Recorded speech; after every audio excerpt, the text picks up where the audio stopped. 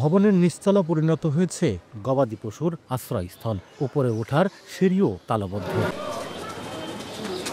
২০২২ সালে ঝিনাইদহ সদর উপজেলার নগরবাথান এলাকার হাটের জায়গায় নির্মাণ করা হয় পাকা ভবন।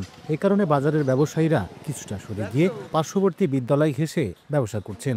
ভবনটির নিচতলায় সবজি ও মাছ মাংস এবং দ্বিতীয় তলায় অন্যান্য পণ্যের দোকান বরাদ্দ দেওয়ার কথা ছিল, অথচ এখনো বরাদ্দ না দেওয়ায় ক্ষুব্ধ এলাকাবাসী ও ব্যবসায়ীরা। কয়েক কোটি টাকার বিল্ডিং বাজারের স্বার্থে বিল্ডিংটা করেছে, কিন্তু এই বাজারে বিল্ডিং কোনো বরাদ্দ হচ্ছে না। মালটা উঠে যাচ্ছে প্লাস্টার, এর কোনো সমাধান নেই। সমাধান করলো না বলে আমরা এখানে উঠতেও পারছি না, হাট ওইদিকে আসছে না, আমরা খুব কষ্টই দিন যাপন করতে পারি। দোকানদারি করে খাই, আমাদের বাড়িতে আসা যাওয়া গাড়ি ভাড়াও হচ্ছে না, আর তো পকেট খরচ আছেই আমাদের। সাধারণ জনগণ যারা আছে তাদের বরাদ্দ দেওয়া হোক এবং এটা চালু করা হোক। তবে শিগগিরই সমস্যা সমাধানের আশ্বাস জেলা প্রশাসনের। কাঙ্ক্ষিত জনগোষ্ঠীকে এখান থেকে সেবা দেওয়া হবে, তাদের সবাইকে যাতে এখান থেকে সেবা দেওয়া যায় সেটা আমরা নিশ্চিত করব। এলজিডির তথ্য মতে নগরবাথান বাজারের ভবন নির্মাণে ব্যয় হয় ৩ কোটি ১০ লাখ টাকা।